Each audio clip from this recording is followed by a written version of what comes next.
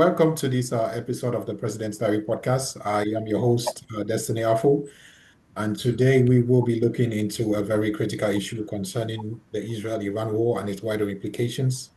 The Middle East, as we know today, stands at a very dangerous crossroads, and the recent confrontations between Israel and Iran has not just been a regional issue, but also a test for global leadership, diplomacy, and humanity. And though there has been a significant de-escalation, the conflict situation between these two nations still remain a call for concern. To help us understand this critical issue, I am joined by Naomi Kilungu from Kenya, independent consultant, researcher, trainer, and scholar dedicated to advancing peace building through innovative decolonial and localized approaches. Her expertise spans on issues including peace AI, child protection in conflict zones, conflict economics, and themes of pluriversalism. Her work focuses on leveraging AI to empower marginalized communities, particularly refugees, children, women, and in contributing to peace building and post-conflict reconstruction. Naomi, welcome to the program. Thank you. Yeah, thank you. Let's dive straight into it. I am particularly, this is a breakout question. I am particularly interested in your work on peace AI. Can you do some Mhm. elaboration on that so I get to understand it, or maybe the audience gets to understand it better? All right. Thank you so much for having me today. Just a pleasure just to share a few nuggets on the conflict of Iran and Israel. And right now, we know it's even bigger than that. I'm the founder of AI for Peace Africa. And what we do research on intersections of AI and peace, purely on African contexts, African conflicts. Uh, just ma- that's the scope of what we do, and we do capacity building and we do trainings also to institutions, individuals on matters of AI and peace and research. Because we believe that a piece of Africa, in terms of conflicts, not office conflicts, but conflicts in war zones, Mhm. like in war setups in Africa, given that Africa has over 60%, accounts for over 60% of the world conflicts and sustains most of those unresolved conflicts that have existed in the world. Um, we may be interested as Africans to look on alternatives, including tech, to resolve these conflicts that have been there for a long time. Mhm. And given that technology has its advantages and disadvantages, that's why we look at decolonization, that we will not be colonized or we will not have hegemonic or imperialist agendas into solving these conflicts through AI. And again, that's why we look at the colonization aspect of AI in peace. But also, given that technology is an advantage also in many ways, removing like the break parties that come in to break peace or to broker peace, Mhm. that may have other hidden agendas that come as humans. So it could be a way of shortening the process and making the process fluid and giving alternatives when it comes to peace of Africa. So we're looking at those possibilities and doing research in those areas, and looking forward to extend the initiatives across the African countries, South Africa, your country, Ghana, Ethiopia, and coming from East Africa, we are in a place surrounded by countries like Somalia, Ethiopia, that have been in conflict for a long time, DRC, Burundi. So peace is a big thing, and given that Kenya has acted as the big brother around these countries, so it's an initiatives that will bring perspectives of resolving our conflicts as Africans, but through tech, making sure that we're also not colonized or we don't have an agenda that is external to put us crippled in these situations forever. Amazing. Now Yeah. let's thank you for that. Thank you for all the work you do. Now let's get into the issue at hand. we are not talking about conflicts Mm-hmm. in Africa, but we want to talk about a very important conflict. I say very crucial. That's the right word to use because because of its potential to go global. And Yeah. we really want to look Mm-hmm. at the conflict situation. And I think your work with conflicts in Africa can translate to this also. So let me put this first question to you. This is all about the Israel-Iran war, which we observed some few weeks back, which was a conflict Mm-hmm. escalation for about 12 days. So I want to put this first question to you. What do you think were the root causes of this escalation between Israel and Iran? And how do you think this war differed from previous tensions and or proxy conflicts that have existed between these two nations? Uh, as I'm thinking critically, and I'm seeing that Iran and Israel have been in conflict like for a long time. Mm, So, and this was just an escalation that now went physical, but the tensions have been there over the years. And when you look at the conflict between these two nations, and also the Israel and Middle East or Gulf states, mm, we want to look at it from a very broad perspective, but will not really go to those details. But looking at the background of Israel and how this came to be, we have from 17th century BC when the Israel patriarchs, the Abraham and the rest, settled in that particular place. And when you look at history, I'm also a theologian. So when you look at that particular history, you realize those people settled around those particular nations that Lebanon, Syria, uh, Israel, those nations that surround all that land, that historically.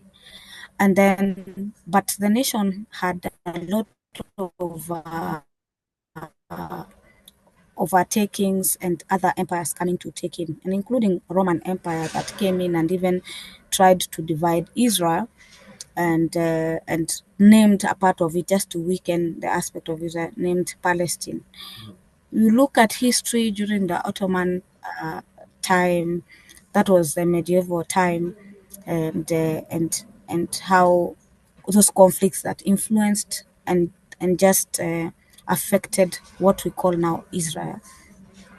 And with them like going in different places, and then in future when you go to First World War, when British was the colonist of that particular area, and there were agreements to divide the state between the Jews and the Arabs.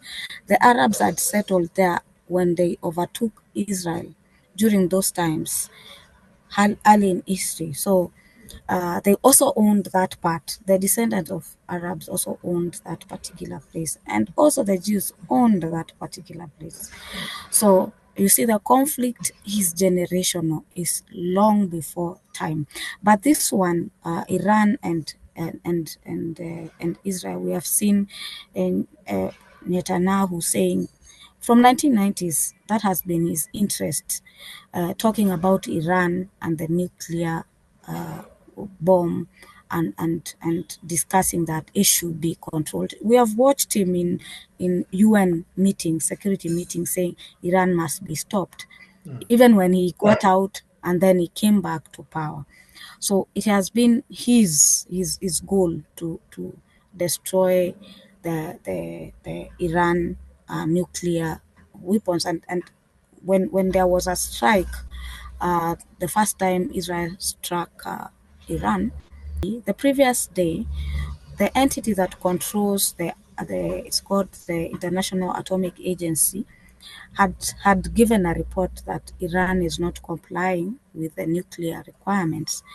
And then the following day, there was a hit. So it means that this was all planned, but basically the issue that is seen as big is about the nuclear weapons, because we see Israel hitting the nuclear plants, the military personnels, the sites like Tabriz, Tehran, and others, just hitting them and making sure that they destroy those places. I do get a lot of skepticism that this was all about regime change. Do you support any of that fact? There's a lot of those discussions and conversations around the world Mm, that it's actually a decoy, or it's being used to change the regime, mm, Iran's regime, in collaboration with the US. mm, And we've seen the US, the way the US has reacted, even firstly supporting Israel, then coming to broker peace, and so forth. So, also, those are factors that are being looked at, which could be true. mm, And being an academic, I want to be very objective. I don't want to be very subjective. mm, I just want to be very objective in terms of this could be some of the issues that we have seen the US doing this before in other nations. We have seen Arab Spring. We have seen what happened to Libya and all those different Arab countries and states when there were uprising and those things. So we know the regime change tactics, the way it has played. It has played with the same card. So this could be true, it could not be. It could be a contributory factor around the issue. mm. That's what I believe. Yeah. Let's get to the regional shock waves that were caused by this conflict. We know Yes. Iran is heavily reliant on proxies like Hezbollah and Hamas and Mm. the Houthis in Yemen, while Saudi Arabia has been a long nemesis of Iran. So, what to what extent do you think these regional actors, maybe Hezbollah, Hamas, Saudi Arabia, got involved, and how were they affected by this conflict? And how has this conflict between Israel and Iran, let me say, reshaped alliances in the Middle East? Of course, the players and the actors in this conflict, Mm, there are many. But we've seen some countries getting silent, like they don't want to talk or to outrightly speak on what side they ascribed to.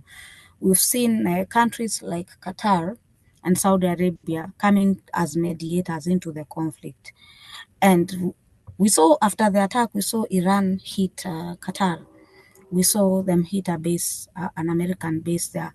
So and instead of retaliating, they came in to ask for mediation very quickly to de-escalate the conflict. mm. So we've seen actors that have been silent, especially some of the Gulf states, been silent and pushing for peace and de-escalation of the conflict. But also, we know that Iran operates with proxy groups, and some of of the groups that they use, like the Houthis, Hezbollah, Hamas, and there have been they have been said to support these groups. Iran has been said to support this group, and that's true because they have formed something called the Axis of Resistance, that is anti-Israeli, kind of a movement that involves all these groups: the Hezbollah from Lebanon, Hamas from Gaza, the Houthis from Yemen, and just making sure these people, these groups, armed groups, terrorist groups, as called by UN.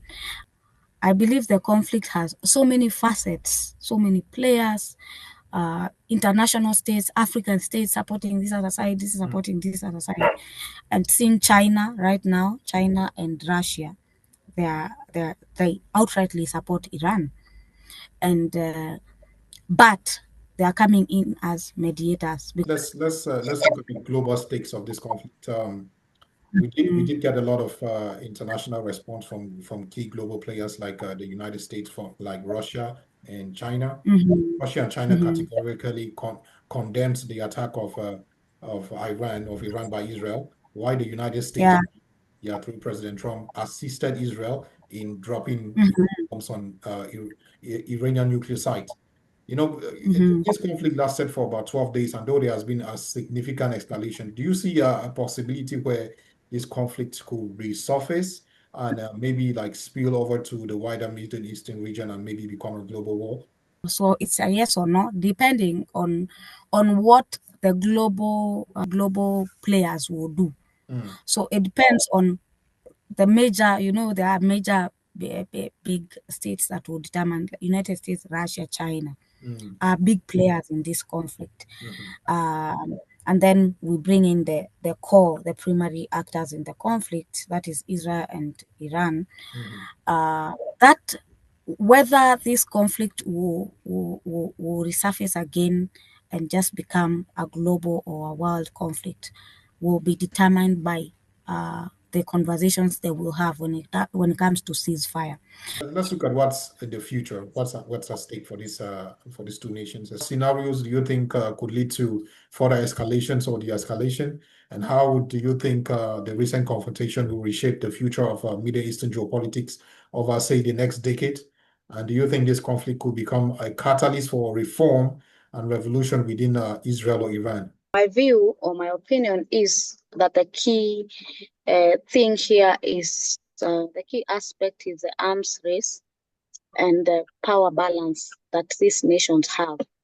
Because if they are able to agree in terms of the, because we see the major factor of the conflict Mm, was the arms race, was the aspect that Iran has the bomb, Iran has the weapon that every other person is feeling they should not have mm, or has not complied.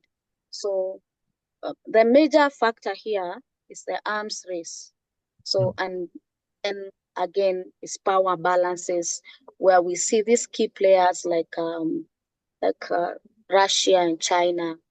What they are coming to do will determine whether there will be a global war, will be World War III or not.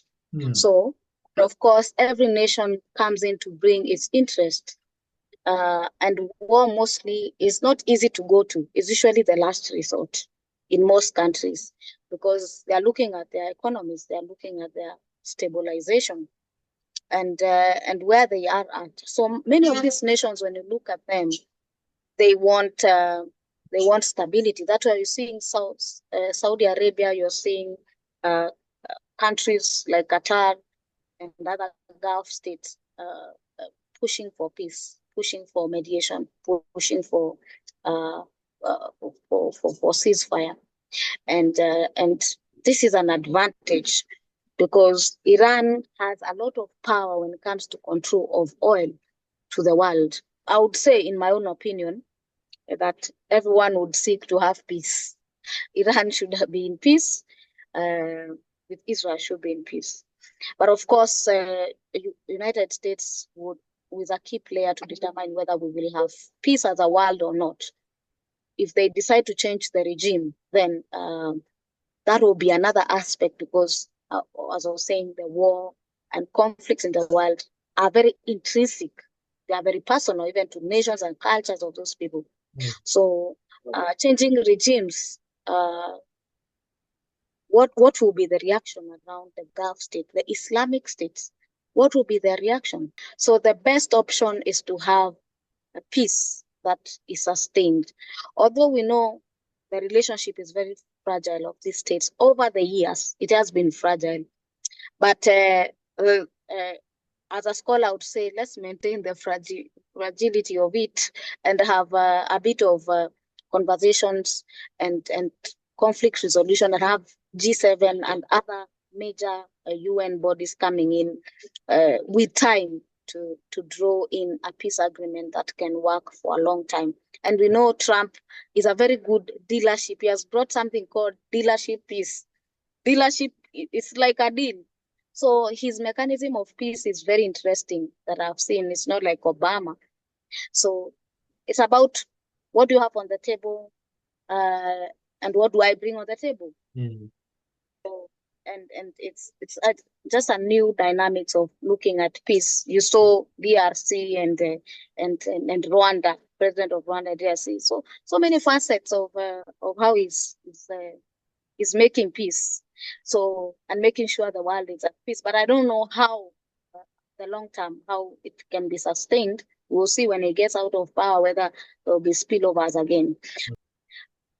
Basically, that's it. We can go on and on and on because the conflict is diverse and dynamics, has very many dynamics in it. Mm. Yeah.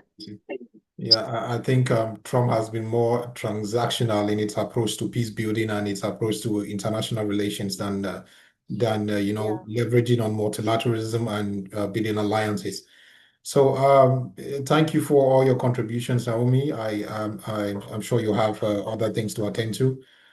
Just in conclusion, that in this age of technology and nuclear possibility, war must not be a legacy of our time, and we should do more to invest in diplomacy than artillery, and let this conflict be an awakening to our moral conscience, and let us rise beyond the sights and choose humanity.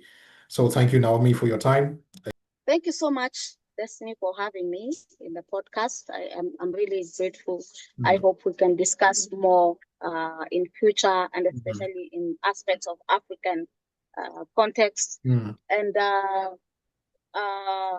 I believe that we have to determine the peace. Everyone has their aspect. Every human being on earth mm, can contribute to peace of whatever situation.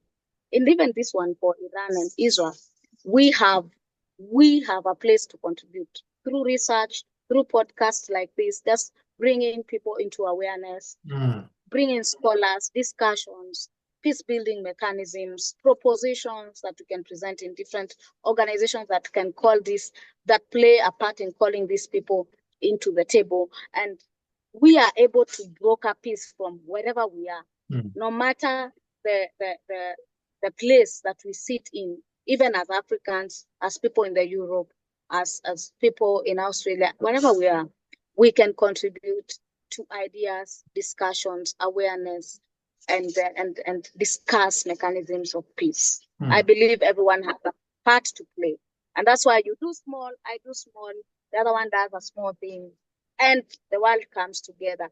I believe in reversal ideas when it comes to